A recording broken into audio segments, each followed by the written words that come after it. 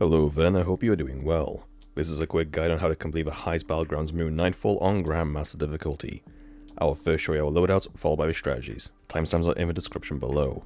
This Grandmaster contains barriers and unstops. All three shield types are within the GM and the threat has been replaced with Arc Hunger.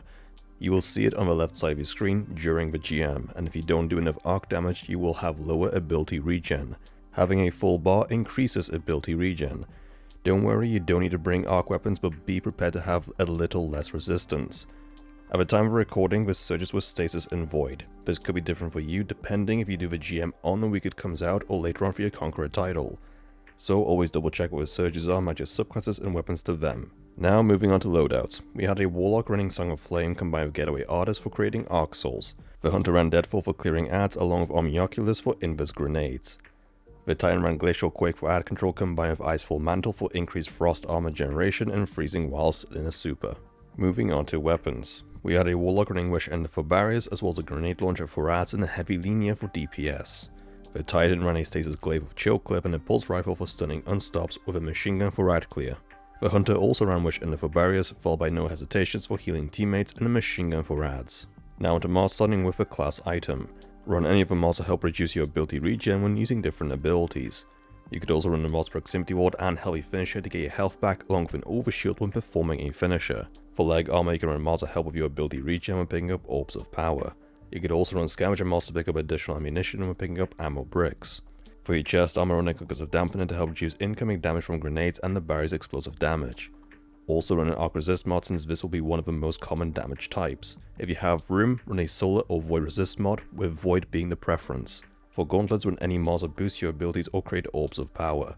Finally, for the helmet, I suggest you have a Heavy Ammo Fighter mod on along with a Scout for additional heavy bricks for your teammates.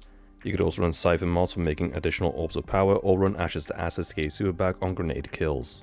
These are the loadouts that we used. Either copy them or use them to make your own designs. You do not need the same loadouts, subclasses or characters that we have to complete this GM. With that out of the way, let's get straight into it.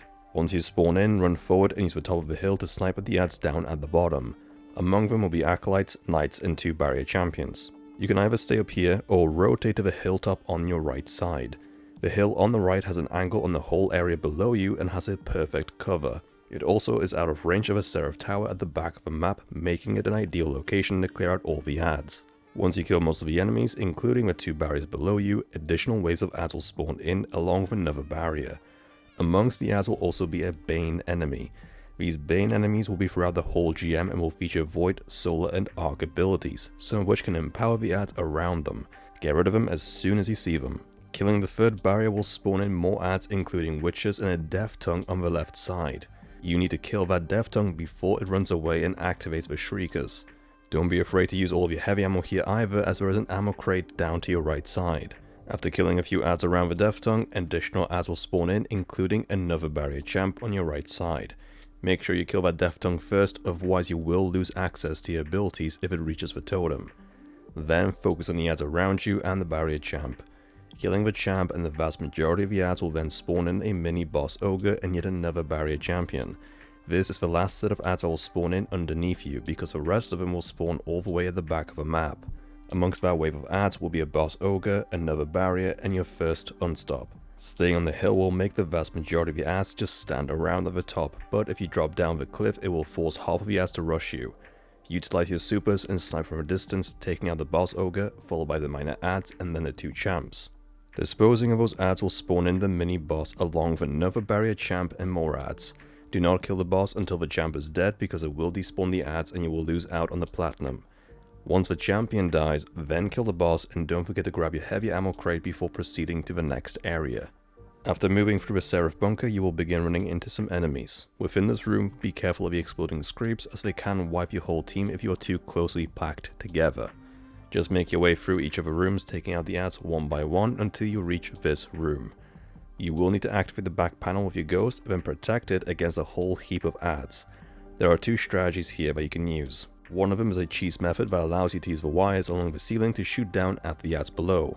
Using this hive debris, you can climb and jump onto this platform. It is mostly safe, however you will need to be careful of the void grenades. Also with this strat, it will be very slow moving as you won't have very good angles on any of the enemies. The other strat is more tedious, but you have a lot more room to maneuver. You can actually sit inside the doorway that leads into the area, as it is not a turn-back zone. You will still need to be careful of grenades, but there is a lot more room for you to work with, so we decided to go with the second one. Regardless of which strat you use, you will need to every so often re-establish the ghost connection to open the door. Invis Hunter is the easiest way to re-establish that connection. As your ghost hacks away, you will have more enemies spawning in. At 25% completion, 2 unstops will spawn into the arena.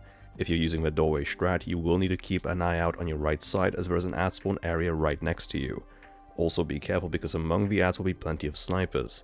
Take out the ads closest to you, followed by the ones around the panel. Each time the area is clear, re-engage the panel and fall back to the doorway. At 50% completion, 2 more unstops will spawn in with a lot more ads. Just like before, use the doorway for cover and take out the unstopped champ closest to you first. Then it is just a matter of cleaning up the middle of the room, so save your supers for that. The remaining unstopped champ and most of the snipers will be around the panel, so you leave them for last once the middle is clear. There will be one final unstopped champ spawning in at 75%, including a mini boss abomination. Just continue to stay within the doorway, clearing out the ads one by one and re-establish the connection whenever you can. These mini boss ogres will continue to spawn in the longer it takes to re-establish the connection and finish the hack. Remember to collect your heavy ammo crate inside the room before proceeding forward. Continue onwards to the next area until you reach the vault security. Have 2 people stay behind and sit on the top of the doorway. From there you can use 1 core to break the seals and also use the high ground to keep the area clear of any ads. The other person can go either left or right to pick up an additional core. Just be careful, because the cores will be protected by some ads. Before you jump across to open this seal, make sure the area is clear of any enemies. Use your supers here if you want, because you will get fresh ones later on. Remember to pick up the ammo crate inside the tunnel, and you are now in the boss room. There are 2 strats here that you can use. You can either sit on the bottom left and right side corners of a room where you can chain your supers and defeat the boss that way. Or you can cheese it by using the top wiring. To do so, have 1 person stay behind to activate the panel, whilst the other 2 can run to the back left side of the room.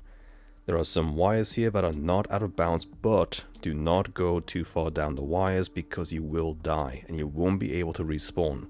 So make sure you land on the very edge on this box. Otherwise you will be caught in a constant loop of death. Stand as close as you can and jump straight up to the left onto the wires.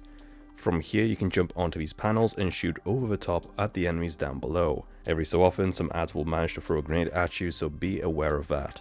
Start off by damaging the boss and lowering its health down to half. Once you do, 2 unstopped champs will spawn in. The last ones you need for plat. Simply use the top wires to safely dispose of them, and keep an eye out on the boss at all times, as it will try to continuously snipe at you. With the unstops will arrive scorn captains that, once killed, drop a core on the ground. Their core lasts for 20 seconds before disappearing. You can either all go down together and get the cores that way, or send 1 Invis Hunter down below to pick up and bank the cores. It is much easier with an Invis Hunter, especially when you have 2 people who can lower the health of the captains and provide cover fire. Each time you bank a core, some ads will spawn in, so to help your teammate out, clear out those ads before trying to bank again. Rinse and repeat. Remember, you can finish the ads off for Invis to then pick up the core and bank, then use your remaining Invis to get out of there.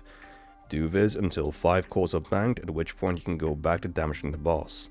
Do be careful, as some of the ads may be Bane enemies. Your teammate who jumped down can always get back up using the same wires. Just stay up here, damaging the boss and clearing the ads out until it is dead. And there you have it, that is how you complete the Heist Battlegrounds Moon Nightfall on Grandmaster difficulty. If you have found the guide to be helpful, then please like, share and post a comment. Don't forget to subscribe for more Destiny 2 guides. Thank you for watching, and I'll see you next time.